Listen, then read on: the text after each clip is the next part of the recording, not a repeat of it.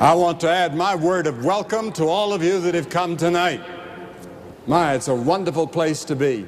They said, oh, when you get to Denver, it's a mile high, you won't be able to preach because the air is so thin.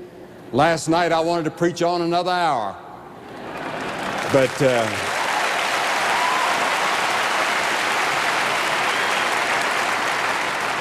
this air suits me just fine. I love it. And love Colorado, and am grateful for the invitation to be back. And about 22 years from now, we'll accept another invitation back.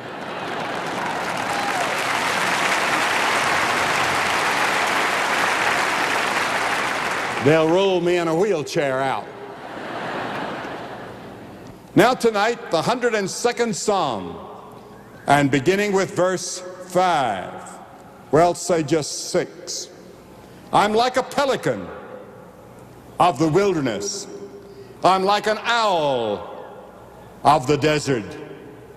I watch and am as a sparrow alone upon the housetop. Today, I went for a few minutes out into the foothills and took a little walk down a little road. I didn't want to go too far because they told me there were rattlesnakes around there. I'm not a friend of rattlesnakes for some reason. No, they're not my friend. We have a lot of them where I live, so we have experience with them. I let my wife kill those. And she does. She's not afraid of, well, she's not afraid of anything that I ever heard of. But she's certainly not afraid of snakes. She was born and reared in China, in a town that she said she never went to sleep a single night that she didn't hear gunshots. And so she learned not to be afraid because she's never saw fear in her father and mother, because the town would change hands every once in a while as bandits or warlords would come in, and then finally the Japanese came, and my father-in-law had a big hospital and he lived through all that, and she was there 17 years. But I want to say that today, as I walked out on that little place, I began to think and meditate a little bit, and I watched a bird. I don't know the name of that bird. It's a big bird, and it has different colors. It may be a magpie, I'm not sure, but it certainly has a strange sound to North Carolina ears. And then the bird sat on a fence post, and he sat there by himself. No mate came around. Now, we have a lot of doves where I live, and as you know, they mate for life. And they would go around together. And they have friendship and fellowship. And produce little children, little birds.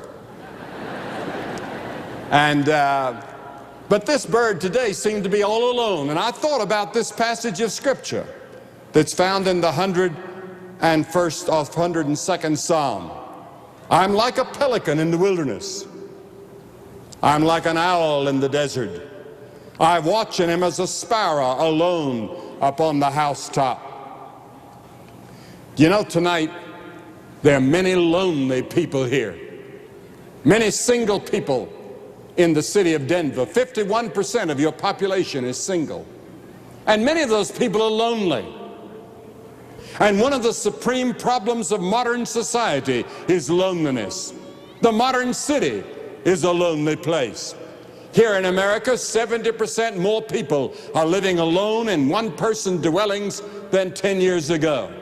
A New York psychiatrist was quoted the other day as saying, New York City is the loneliest place in the world for millions. What would you say about Denver or the town you come from?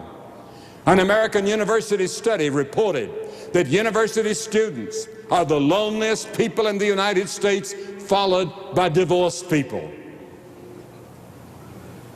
Are you lonely? One of the principal causes of loneliness is alcoholism and drug use. Alcohol and drugs are efforts to escape loneliness. Drugs take you on a trip, and being drunk makes you feel that you've got somebody with you. On the other hand, going with Christ is a trip in which you really always have Jesus with you as your Lord and companion. You cannot drink your way out of loneliness. Most young people turn to drugs for kicks and get hooked, or peer pressure. But thousands turn to drugs because of loneliness. A magazine cover story recently had our neglected youth. It said that actually most of them are properly clothed and fed, but something is missing in the lives of millions. It's a neglect of the spirit, the article said, which leaves them lonely and prone to drugs and alcohol, but all too often leads to suicide. What can be done about it? One of the key words in the Bible is communion, from which we get our word communication. Jesus came to a man one time that was lonely and sick and paralyzed. 38 years he'd sat in the same spot, lonely and tired without a friend. And Jesus looked at him and said, "Do you need a friend?" And he said, "Yes." This bundle of loneliness and human pain had been buffeted by the surging tides of thousands of people. But Jesus singled him out. He became his friend that day and he healed him. He can become your friend tonight if you'll let him. I remember when former President Eisenhower was in Denver. In 1952, he came here to prepare for his campaign. He'd been nominated to be President of the United States. It had been my privilege early in the year to be his guest in Paris at SHAPE headquarters, and he invited me out here to Denver.